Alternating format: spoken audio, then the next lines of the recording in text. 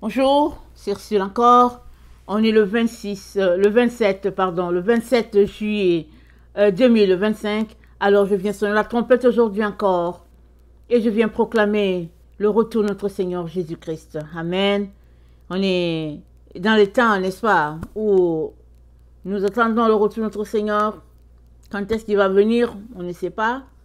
Ça peut durer toutes les années que ça peut durer, mais ça peut aussi être les instants qui sont là, parce que c'est Dieu qui décide. C'est pas nous. On ne sait pas quand, mais on est appelé à se préparer. Amen. Chacun est appelé à se préparer. Alors, si on évalue le temps, on pourrait dire c'est très lointain, et puis vivre la vie qu'on veut. Mais si on est prudent, et qu'on sait que nul ne sait le jour ni l'heure, alors la sagesse nous amène à faire attention, n'est-ce pas, dans nos comportements, dans tout ce que nous faisons, parce que il y a Jésus-Christ qui revient, c'est vrai, mais il y a aussi l'ennemi qui fait rage. Vous voyez? C'est pas juste le fait que Jésus revient, mais le temps que tu te rends compte, si tu ne rentres pas sous la protection du Seigneur, il se pourrait que tu sois carrément écarté, n'est-ce pas, du chemin du Seigneur. Et les disciples, soucieux de cela, ils ont demandé au Seigneur, mais quand est-ce que ça va arriver, ton retour? Jésus-Christ leur a dit, pourvu que vous ne soyez pas séduits. Et nous savons que la séduction dans notre temps, elle est vraiment, on ne peut pas la qualifier. La séduction, elle est partout, sur toute la terre. Et il n'y a pas de garantie que tu ne seras pas séduit. Et il n'y a pas non plus de garantie que toi-même, tu ne vas pas séduire quelqu'un d'autre, parce que c'est dit que le cœur est tortueux. Et nul ne peut connaître son propre cœur. Et c'est Dieu seul qui sonde les cœurs et les reins. C'est Dieu seul qui peut faire amener une situation devant toi pour te faire réaliser que voilà comment tu es. Parce que souvent on a une autre opinion de nous-mêmes. Si bien que c'est Dieu qui nous ramène à la réalité, qui nous donne l'heure juste, n'est-ce pas, nous concernant. Alors, on est dans les temps où on est appelé, n'est-ce pas, à produire. Amen. Dieu nous a envoyés sur la terre. On est là, appelé à faire différentes tâches, parmi lesquelles le fait d'avoir des fruits, n'est-ce pas? Alors, es-tu satisfait des fruits que tu as? As-tu des fruits? Es-tu satisfait? Es-tu toujours en train d'accumuler d'en produire, pardon? Es-tu toujours en train de produire des fruits? Ou bien, et tu es tellement satisfait des fruits que tu as, que tu t'es arrêté là. La Bible nous parle d'un monsieur qui était très riche. Alors, il avait des plantations. Et la récolte est venue, elle était abondante. Son grenier ne pouvait pas les contenir. Au lieu de penser aux autres personnes, il a dit, waouh, qu'est-ce que je suis béni. Mes greniers ne peuvent pas contenir ma récolte. Je vais tout mettre à terre en ce qui concerne les murs. Je vais rebâtir d'autres greniers. Comme ça, toute ma récolte sera stockée, n'est-ce pas, dans les greniers. Et Dieu dit, insensé, cette nuit même, ton âme te sera retirée. Donc, le Seigneur, n'est-ce pas, nous apprend la manière de vivre et de marcher sur cette terre, n'est-ce pas, qui va contraire aux valeurs de Dieu. Il nous exhorte à aller dans le sens de Dieu, quand bien même les obstacles sont sur notre chemin. Amen. Alors, dans Jérémie 30, au verset 4, voilà ce qui est dit. Jérémie 30, verset 4. Ce sont ici les paroles que l'Éternel a prononcées sur Israël et sur Juda. Ainsi parle l'Éternel. Nous entendons des cris d'effroi. C'est l'épouvante. Ce n'est pas la paix. Informez-vous et regardez si un mâle enfante. Pourquoi vois-je tous les hommes les mains sur leurs reins, comme une femme en travail? Pourquoi tous les visages sont-ils devenus pâles? Malheur, car ce jour est grand. Il n'y a point eu de semblable, c'est un temps d'angoisse pour Jacob, mais il sera délivré. En ce jour-là, dit l'Éternel des armées, je briserai son joug de dessus ton cou, je romprai tes liens, et les étrangers ne t'assujettiront plus. On va s'arrêter là. Donc, les gens ont les mains sur les reins, même les hommes, c'est-à-dire la junte masculine. Ils sont en travail. Et c'est quoi le travail, n'est-ce pas? C'est leurs mains sont au niveau de leurs reins. Qu'est-ce qui se passe au rein? Le rein, c'est le centre du tri, n'est-ce pas? Là, le bien est séparé du mal, au niveau des reins. Les bons nutriments vont dans le corps pour le nourrir. Les mauvais nutriments vont dans les déchets. C'est pourquoi les reins sont mentionnés ici. Alors, tout le monde a les mains sur les reins. Parce que la femme, quand elle est en travail, c'est tellement difficile que souvent, elle met ses mains au niveau, n'est-ce pas, de ses reins. Et le prophète prend cette image-là pour dire, ah, tout le monde est en travail. Pourquoi? Parce qu'ils veulent à tout prix accoucher. Ils veulent à tout prix produire un fruit là où ils sont. Parce qu'ils viennent de se rendre compte que le jour du Seigneur est là. Alors, ils sont là vraiment en train de chercher à faire sortir quelque chose afin qu'ils ne puissent pas être rejetés de la présence de Dieu. C'est dit que le Fils de l'homme viendra au moment où on ne s'attend pas. Et quand il viendra, n'est-ce pas, il aimerait nous trouver en train de travailler. On trouve ça dans Luc 12. Dans Luc 12, au verset 35, voilà ce que notre Seigneur dit aux disciples, avant qu'ils partent, parce qu'il était dans ces derniers moments, et puis dont il enseignait, il parlait des choses les plus importantes, n'est-ce pas? Quand on sait qu'il nous reste peu de temps, on met le focus sur l'essentiel. Et le Seigneur leur parlait ainsi, il dit, que vos reins soient sains, et vos lampes allumées, et vous soyez semblables à des hommes qui attendent que leur maître revienne des noces, afin de lui ouvrir dès qu'il arrivera et frappera. Heureux ces serviteurs que le maître à son arrivée trouvera veillant. Je vous le dis en vérité, il se scindra, les fera mettre à table et s'approchera pour les servir. Donc, on est encouragé à veiller, c'est-à-dire à être aux aguets, c'est-à-dire à attendre le retour du maître. Ceux-là qui n'attendent pas son retour, pour quelles raisons vont-ils veiller? Amen. Quelle est la raison qui va faire qu'ils vont veiller? Ils ne l'attendent pas. Ils n'espèrent rien, ils n'attendent rien. Mais à ceux-là qui veillent, le Seigneur dit, soyez semblables à des gens qui attendent que votre maître revienne.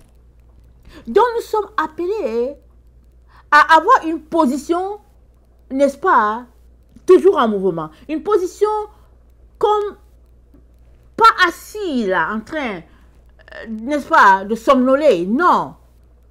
On doit être sur le qui-vive, voilà. On doit être dans une position qui interpelle, n'est-ce pas, le qui-vive, de telle sorte que dès qu'il arrive, on lui ouvre. Et ça prend que tu sois désireux de le voir et tu guettes partout pour dire, mais il est où, il vient à quel moment. Amen. Et pour cela, Jésus-Christ dit que vos reins soient saints. C'est-à-dire quoi? Qu'il y ait une bonne séparation, n'est-ce pas, entre le bien et le mal, entre les ténèbres et la lumière, entre la vérité et le mensonge, n'est-ce pas? Il dit que vos reins soient saints. C'est-à-dire, à ce niveau-là, il ne faudrait pas qu'il y ait de confusion. Tout doit être clair, bien séparé. Comme ça, tu sais hors de tout doute que c'est la voix de ton maître. Et deuxième élément, il dit que vos lampes soient allumées, c'est-à-dire que tes yeux puissent voir. L'œil, c'est la lampe du corps. Si ton œil est en bonne santé, tout ton être est éclairé. Si ton œil est en mauvaise santé, alors tes ténèbres peuvent être grandes. Parce que c'est ton œil qui éclaire. Maintenant, si l'œil ne voit pas, on comprend que la personne est dans les ténèbres. Et le Seigneur nous encourage, n'est-ce pas, à avoir les yeux bien ouverts, à avoir les reins, n'est-ce pas, à jour, c'est-à-dire les reins qui travaillent, et maintenant, à attendre, être aux aguets, sur le qui-vive. Et se disant, il arrive, il va venir. Même si ça dure des années et des années, il arrive, il va venir. C'est cette position-là que le Seigneur aimerait pour nous. Regardez un peu, ça l'image du tennis me vient. Les gens qui jouent au tennis, ils ne sont pas là comme des poteaux plantés, là. En train de dire, la balle arrive et puis ils disent, oh non, mais la balle est passée. Ils sont toujours dans une position de recevoir. Alors, si la balle, et ils se placent avec espoir que la balle va venir, n'est-ce pas, va leur venir sur leur face à l'endroit où ils sont. Mais si la balle, la trajectoire de la balle va, n'est-ce pas, dans l'horizontale, alors regardez-les courir. Parce que ce qu'ils ont anticipé, c'est pas ça qui est arrivé. Donc le Seigneur aimerait qu'on soit toujours dans une situation d'anticipation. Et là, subitement, qu'est-ce qui se passe? Jérémie 30, le verset 4. Les gens sont surpris. Ils sont surpris. Et la partie qui est la plus frappante, c'est de voir la junte masculine, même dans un état, n'est-ce pas, de vouloir accoucher, parce que alors qu'on sait que les hommes n'accouchent pas, n'est-ce pas? On sait que les hommes n'accouchent pas, ce sont les femmes. Mais c'est question de dire que ce jour-là, tout le monde devra avoir son fruit. Tout le monde, n'est-ce pas, voudra, voilà, tout le monde voudra avoir du fruit à présenter au maître, parce que le maître est venu.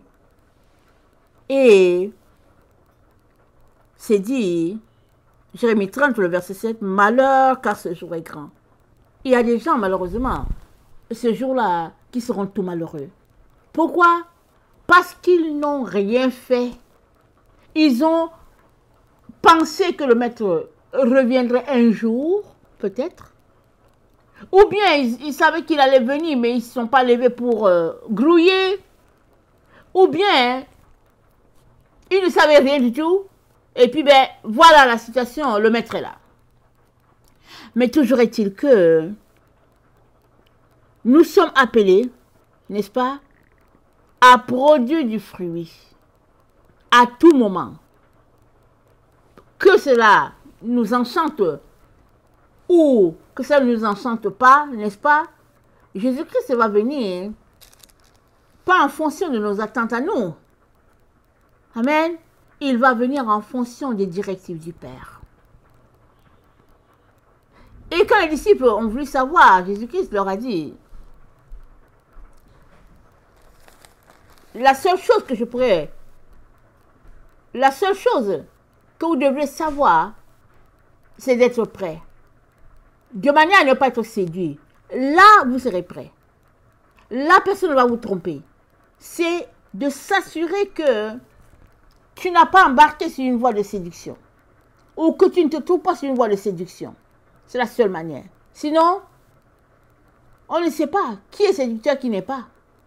Et il pilule les rues dans le temps où nous sommes. Et Dieu nous appelle, n'est-ce pas, à faire très attention, à être prudent.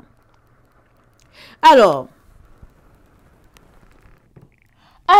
Dieu nous appelle à être prudent, à faire attention, et il nous dit les éléments qu'il aimerait voir quand il viendra. C'est comme un professeur, n'est-ce pas, qui dit à ses élèves, il y aura un examen. Alors, regardez le chapitre 3, 4, 16, et puis, ben voilà, et regardez ça, ces chapitres-là, parce que l'examen va porter sur ça. Alors, notre Seigneur nous dit, n'est-ce pas, ce qu'il aimerait, n'est-ce pas, voir quand il viendra. Et s'il trouvait un tel comportement, voilà comment il traiterait ces personnes-là. Alors, qu'est-ce qu'il aimerait voir, n'est-ce pas? Il dit qu'il aimerait voir du fruit. Alors, on pourrait s'arrêter, n'est-ce pas? Et argumenter là-dessus.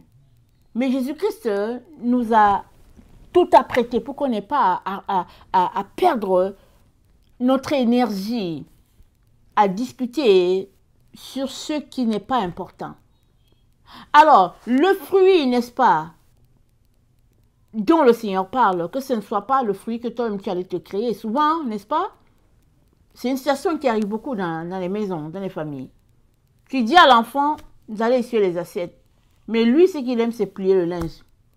Alors, il n'aime pas s'occuper des assiettes. Et l'enfant ne va rien te dire. Et après, il va venir te dire, maman, j'ai plié le linge.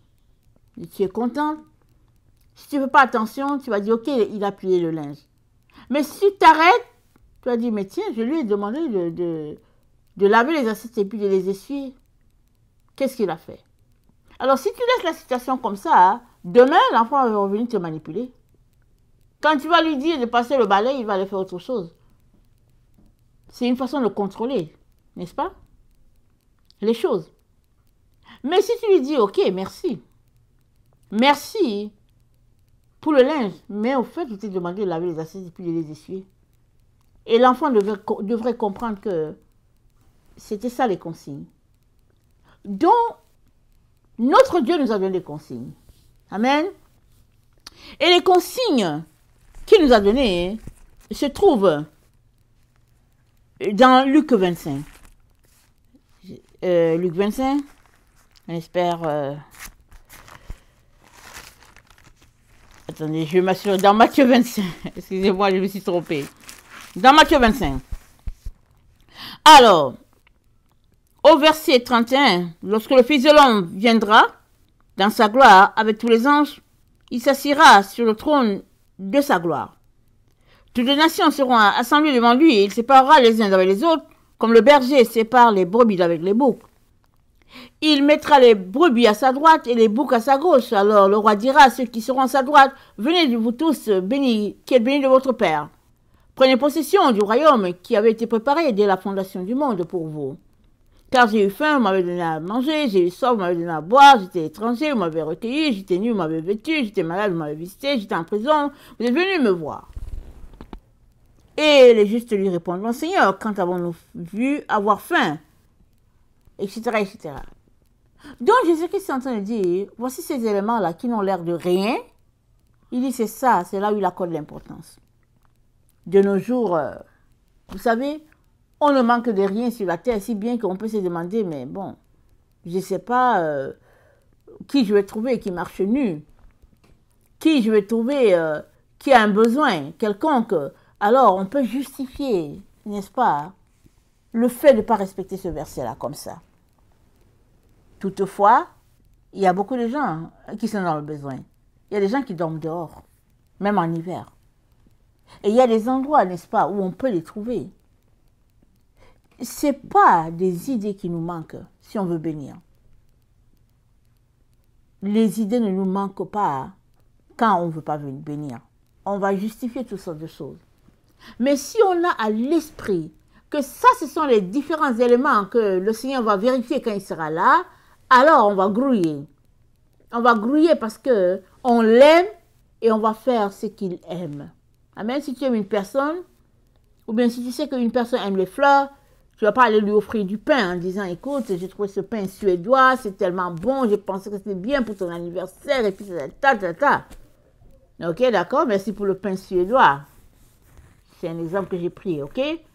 Mais moi, ça ne me dit rien du pain suédois. Ce que j'aime, c'est les fleurs. Alors, si tu m'aimes, offre-moi les fleurs. Alors, Jésus-Christ nous dit, vous m'aimez? Amen. Est-ce que vous m'aimez? Vous voulez être prêt? Il dit, voilà les différents éléments que vous devez regarder. Amen.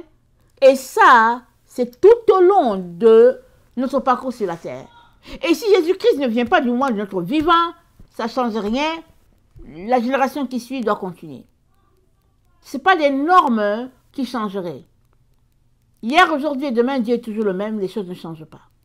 C'est comme ça. Si bien qu'il notera chaque génération selon sa parole à lui. Alors, ce sont des choses simples. Ce sont des choses très très simples. Notre Seigneur Jésus est simple.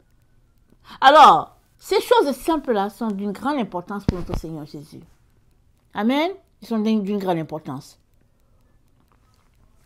Pourquoi? Parce qu'elles sont simples. Parce qu'elles sont simples. Et puis elles font partie, n'est-ce pas, des normes du Père. Elles font partie des lois d'amour. Tu ne peux pas dire que tu aimes une personne et puis te détourner de ses besoins. Tu ne peux pas dire que tu aimes une personne et puis faire comme si tu ne vois pas que la personne a besoin d'aide. Tu ne peux pas. Ça, c'est la comédie. C'est de l'hypocrisie.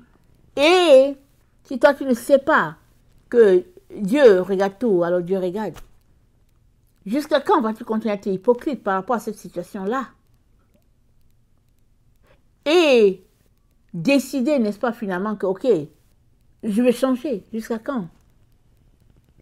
Ce sont ces choses-là que nous devons regarder et travailler, n'est-ce pas, à ce que nous soyons trouvés en train de faire les choses comme notre Seigneur aimerait qu'elles soient faites. Amen. Alors, dans Tite 3,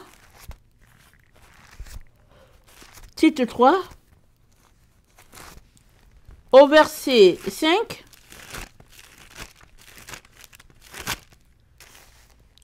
c'est dit, il nous a sauvés, non à cause des œuvres de justice que nous aurions faites, mais selon sa miséricorde par le baptême de la régénération et le renouvellement du Saint-Esprit, qu'il a répandu sur nous avec abondance par Jésus-Christ notre Sauveur.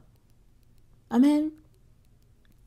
Alors, il nous a sauvés, non à cause des œuvres de justice que nous aurions pu faire. Ce n'est pas à cause de nos œuvres qu'il nous a sauvés, mais il nous a sauvés selon sa miséricorde. Et ce salut-là qu'il nous a accordé, c'est ça qui bouillonne en nous, n'est-ce pas, pour que nous aussi nous allions faire comme il a fait pour nous. Voilà un peu le message de la croix. Ce n'est pas le fait de dire, ok, Jésus-Christ m'a sauvé et puis je vais rembourser. Non, on ne rembourse pas, il n'y a pas un remboursement à faire. Il n'y a que, si tu as goûté que le Seigneur est bon, alors fais-le aussi goûter aux autres. Amen. Fais-le aussi goûter aux autres. Alors, ces différents éléments énumérés par le Père qui sont d'une simplicité vraiment notoire, sont ces éléments-là que Dieu va regarder pour chaque génération. As-tu été gentil envers tes amis? Ou bien comment les traites-tu? Toutes ces choses-là, c'est ça que Dieu regarde. Amen. C'est ça qu'il regarde. Pour apporter, n'est-ce pas, sa touche, son aide, c'est ça qu'il regarde.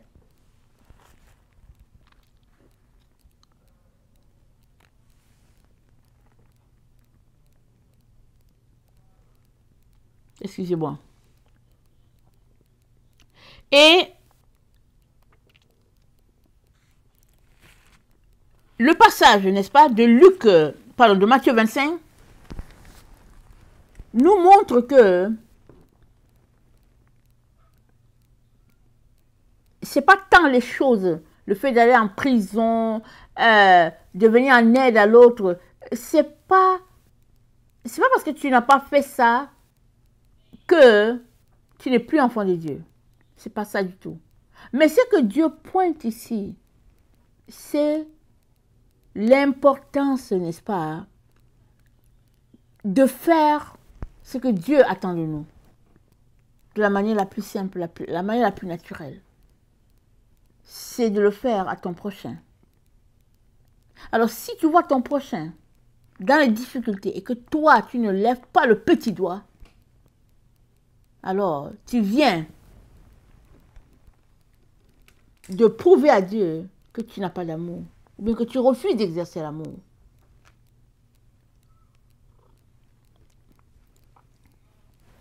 Parce que l'amour, ça s'exprime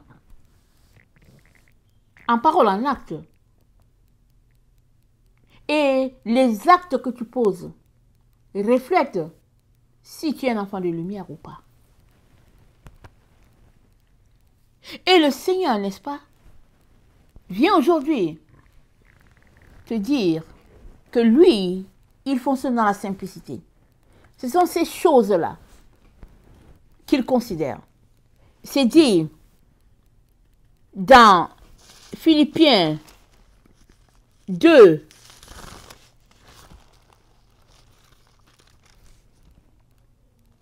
excusez-moi, dans Philippiens 2, le verset 4, c'est dit que chacun de vous, au lieu de considérer ses propres intérêts, considère aussi ceux des autres. Au verset, attendez, que chacun le considère ses intérêts, considère aussi ceux des autres. Je suis dans Philippiens 2.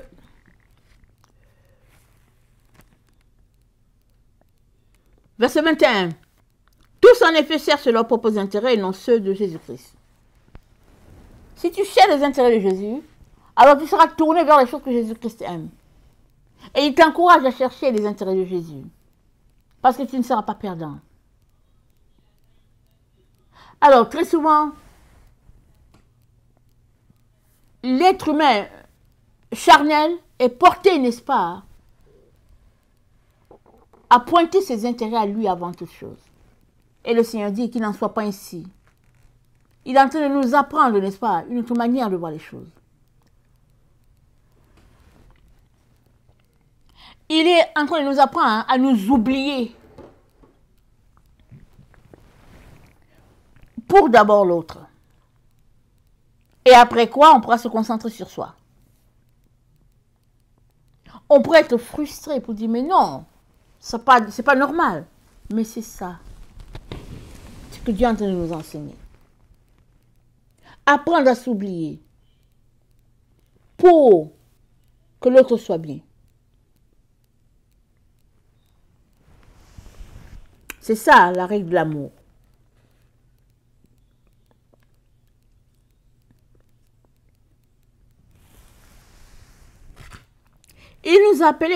Notre Seigneur nous a appelés à porter le fardeau les uns les autres. Ce sont ces choses-là qu'il va regarder. Hébreux 13, le verset 2.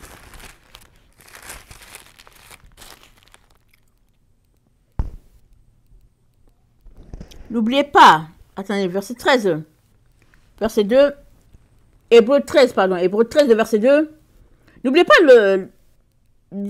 l'hospitalité, n'oubliez pas l'hospitalité, voilà. Car en l'exerçant, quelques-uns ont logé les uns sans le savoir. Souvenez-vous des prisonniers, comme si vous étiez aussi prisonniers.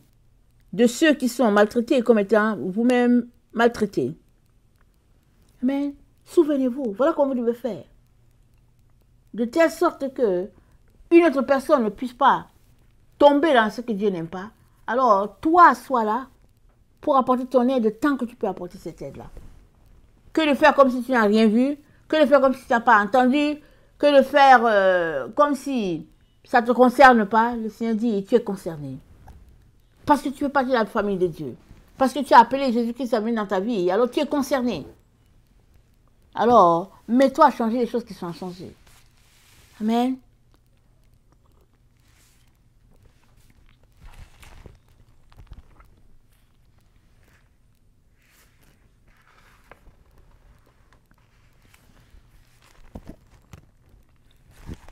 Dans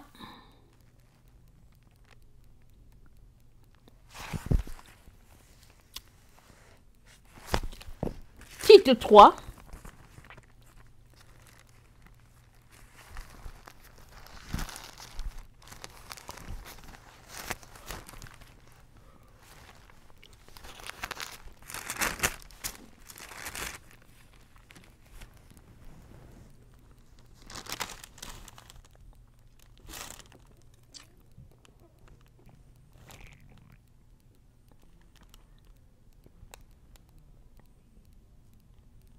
le verset 10. Éloigne-toi, après un premier et un second avertissement de celui qui provoque des divisions. Éloigne-toi. Ici, il s'agit de divisions. Mais c'est quelqu'un qui ne marche pas dans ce que Dieu aimerait. Il dit éloigne-toi. Pourquoi? Parce que tout est contagieux. Tout est contagieux. Alors, Dieu nous présente ces normes qu'il aimerait voir en nous. Il nous demande d'être prêts à tout moment. Et il nous demande de penser aussi à l'autre. Une fois qu'on met tout ça en commun, n'est-ce pas, qu'on rassemble tout ça, qu'on met ça en commun, on voit tout simplement, n'est-ce pas, les règles d'un Dieu d'amour pour ses enfants. Et devant ces règles-là, n'est-ce pas, que nous n'ayons pas à rougir, parce que ce sont des règles qui s'apprennent. Certaines vont être apprises dès l'enfance, d'autres c'est dans notre vie d'adulte qu'on les apprend, mais ne refusons pas de les apprendre. Ce qui se passe souvent, c'est qu'on a l'impression qu'on perd du temps. On se dit, mais moi je sais faire toutes ces affaires-là. Et puis, mais pourquoi est-ce qu'il faut que je lise ce chapitre? Je l'ai déjà lu plusieurs fois. Ok, mais c'est que c'est la Bible. C'est la parole de Dieu. Tu l'as lu plusieurs fois, ok, continue de la lire. Continue de la lire. Parce que c'est Dieu qui a mis cela à notre disposition. Pour que nous puissions, n'est-ce pas, le connaître.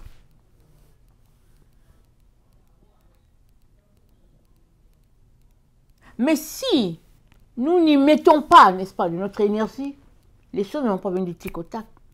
Le Seigneur ne veut que t'aider. Mais toi, es-tu prêt, n'est-ce pas, à laisser les voies de la chair pour embrasser les voies de l'esprit? Es-tu prêt?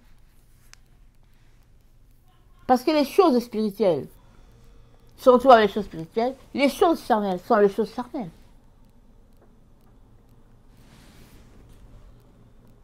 Et ce qu'il y a là, c'est que dans les temps où nous nous trouvons, plusieurs valeurs ne sont plus importantes. Plusieurs valeurs fixées par Dieu ne sont plus importantes. Mais Dieu nous encourage, amen, à continuer de développer ces valeurs-là parce que notre Dieu n'a pas changé.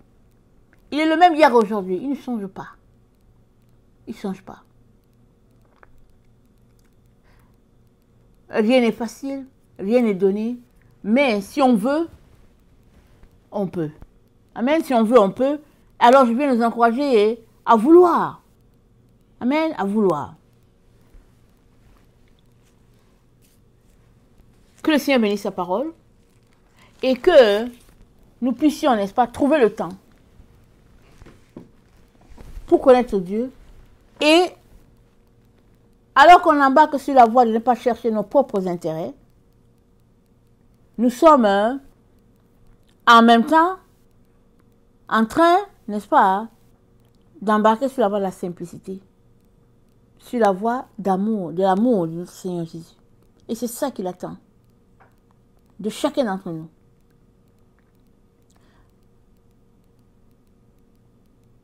Ne nous lassons pas, amen, ne nous lassons pas de le chercher.